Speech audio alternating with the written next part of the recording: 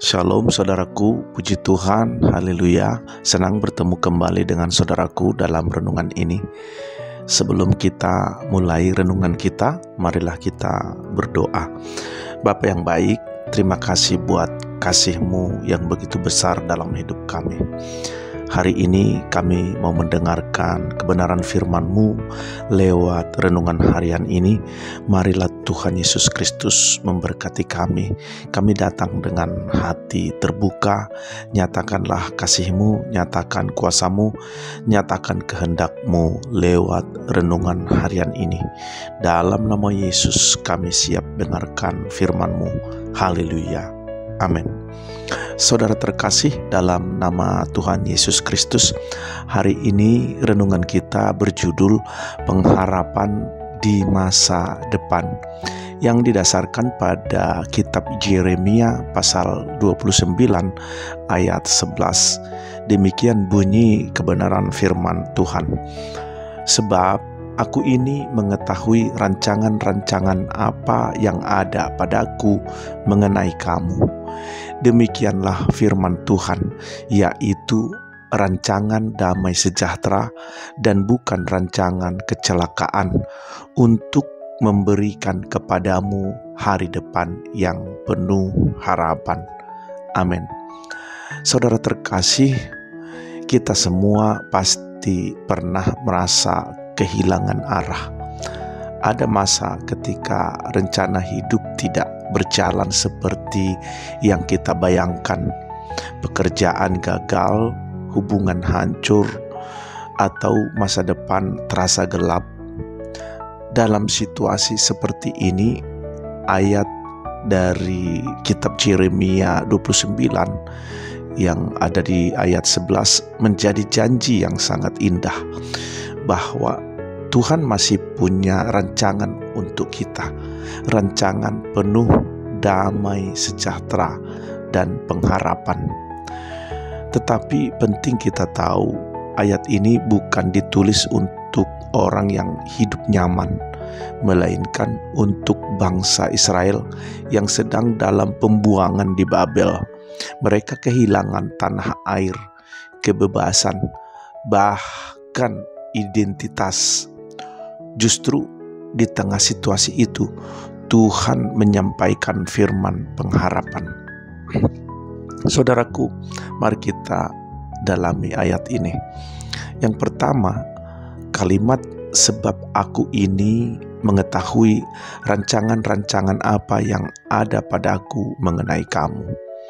Kata rancangan di sini berarti desain, blueprint, atau rencana besar.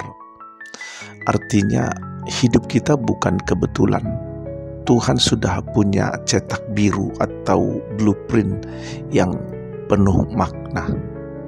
Yang kedua, rancangan damai sejahtera dan bukan rancangan kecelakaan. Kata damai sejahtera dalam bahasa aslinya ini adalah shalom. Itu bukan sekedar tidak ada masalah, tetapi keadaan utuh, selaras, seimbang, dan penuh berkat. Jadi rancangan Tuhan bukan untuk menghancurkan, tetapi untuk memulihkan dan membawa kepada kebaikan. Kalimat yang ketiga, untuk memberikan kepadamu hari depan yang penuh harapan. Dalam konteks Yeremia, ini berbicara tentang kepastian pemulihan setelah 70 tahun pembuangan. Bagi kita sekarang, ini berbicara tentang kepastian bahwa Tuhan memegang masa depan kita, walaupun saat ini kita belum melihat jalannya. Saudaraku, Yusuf adalah contoh nyata dari ayat ini. Ia dijual oleh saudara-saudaranya, difitnah oleh istri Potifar, dan dipenjara tanpa salah. Kalau melihat situasi ini, masa depannya tampak hancur. Tetapi ternyata Tuhan memakai semua itu untuk merancang sesuatu yang indah.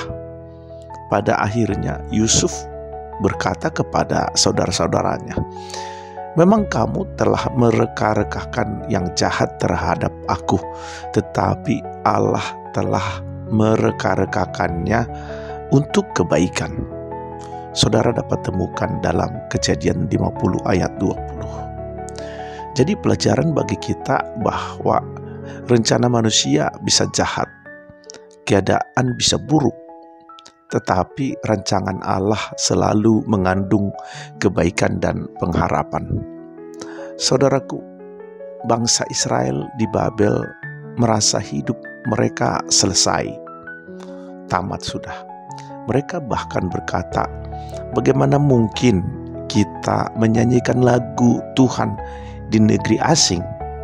Mazmur 137 ayat 4. Tetapi melalui Yeremia Tuhan berkata, bangun rumah, tanam kebun, nikah dan punya anak, bahkan doakan kesejahteraan kota Babel.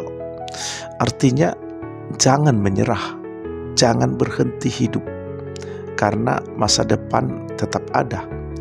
Tuhan akan membawa mereka pulang pada waktunya. Saudara terkasih, apa arti janji ini bagi kita hari ini? Yang pertama, Tuhan tahu rencananya meskipun kita tidak tahu. Kita sering panik karena tidak tahu masa depan. Tapi ingat, yang penting bukan kita tahu segalanya, melainkan kita percaya kepada pribadi yang tahu segalanya. Yang kedua, Tuhan bisa memakai proses yang menyakitkan untuk tujuan yang mulia. Sama seperti Yusuf, penderitaan yang kita alami bukan akhir cerita.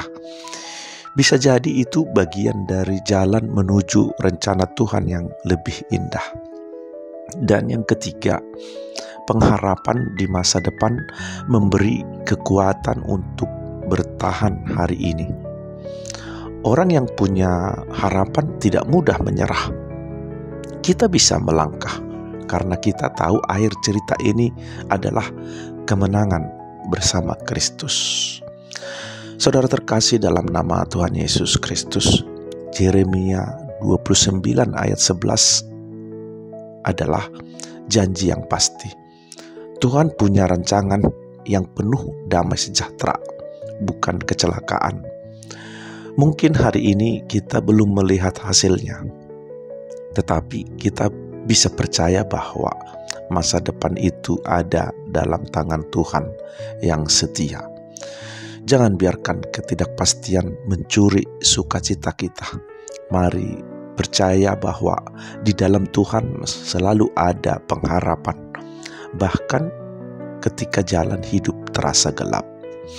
Saudara terkasih dalam nama Tuhan Yesus Kristus, akhirnya marilah kita tutup renungan ini dalam doa. Mari kita berdoa.